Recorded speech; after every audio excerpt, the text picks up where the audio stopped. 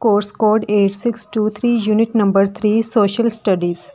What is meant by social studies? Social studies से क्या मुराद है? Social study is the study of people in society.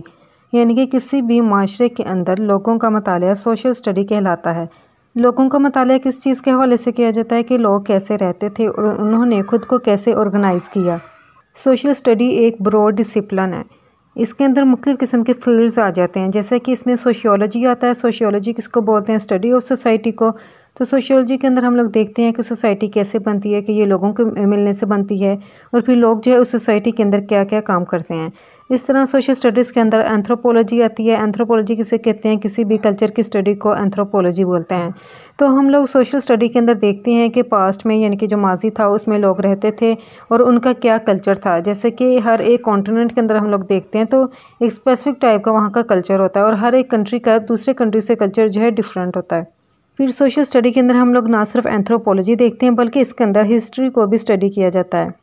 यानी कि social studies से हमें पता चलता है कि कौन सी सन में किस हुक्मरान ने जो है किस कंट्री के ऊपर जो उन्होंने अपनी हुकूमत की।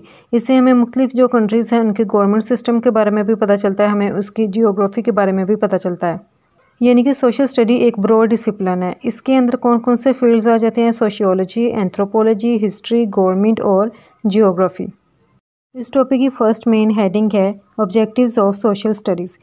सोशल स्टडीज़ का एक ही बेसिक ऑब्जेक्टिव है, वो है इंस्ट्रक्शनल ऑब्जेक्टिव्स। इंस्ट्रक्शनल ऑब्जेक्टिव्स के अंदर बेसिक कॉन्सेप्ट्स को पढ़ाया जाता है, ह्यूमन बींग्स के बारे में, अर्थ के बारे में, मुख्तलिफ कंट्रीज़ हैं उनके कल्चर्स के बारे में, रिलीजन के बारे में पढ़ाया जाता है, लैंडस्केप, डेमोक्रेसी और फिर गवर्नमेंट सिस्टम के बारे में पढ़ाया जाता है। इसमें मुख्तलिफ किस्म की जो सोशल वैल्यूज़ है इसके बारे में भी बताया जाता है और ह्यूमन की कौन कौन सी नीड्स हैं।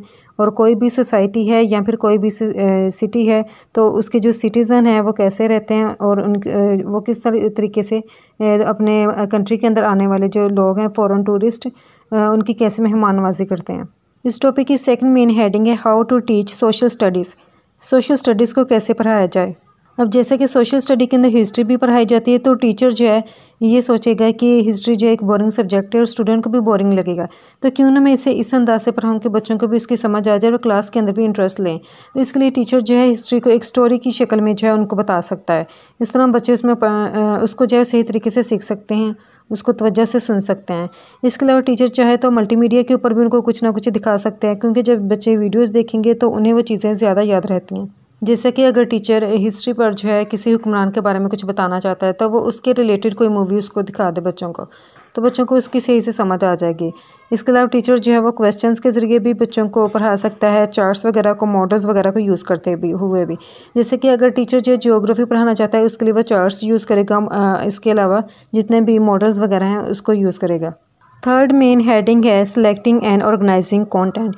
यानी कि सोशल स्टडीज़ के जितना जो भी करिकुलम होता है उसके अकॉर्डिंग ही आपने जो कंटेंट है उसकी सिलेक्शन करनी होती है, उसको ऑर्गेनाइज़ करना होता है।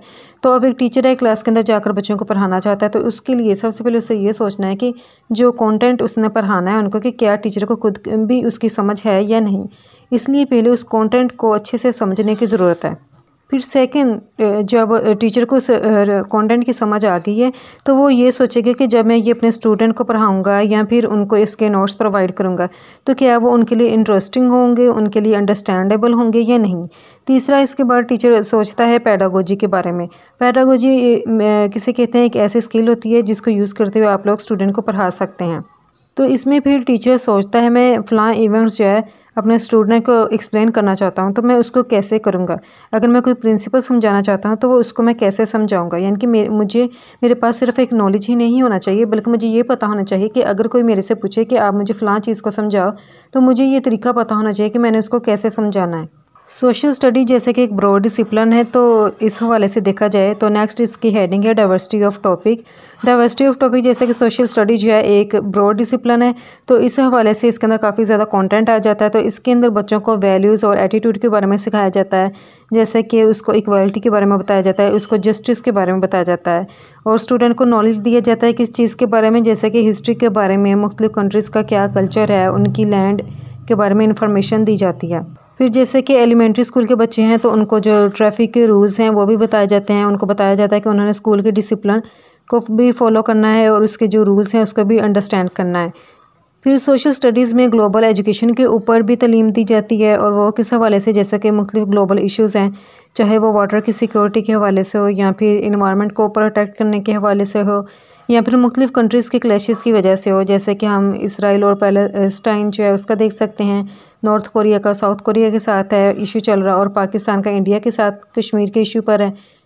नेक्स्ट हेडिंग है aids for teaching social studies, यानी कि टीचर है उसने बच्चों को सोशल स्टडीज़ पढ़ानी है तो उसके लिए वो कौन से टूल्स को यूज़ कर सकता है। इंक्वायरी मेथड वो यूज़ कर सकता है, जैसे कि बच्चों को किसी टाइप की कोई असाइनमेंट वगैरह दे दी है तो बच्चे जो है उस क्वेश्चन को लेकर फर्दर उसको एक्सप्लोर करते हैं, गूगल पर सर्च करते हैं और उसके अकॉर्डिंग सारा डेटा वगैरह इकट्ठा कर लेते हैं।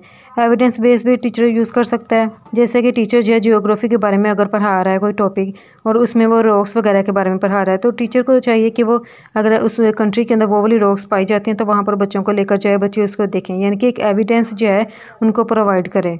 सिर्फ यही नहीं, अगर टीचर के पास कोई और टूल भी है तो टीचर उन स्ट्रेटजीज़ को भी यूज़ कर सकता है। इसीलिए सोशल स्टडीज़ को पढ़ाने के लिए जो एड्स हैं इसमें आती है इंक्वायरी, एविडेंस, इसके अलावा टीचिंग स्ट्रेटजीज़।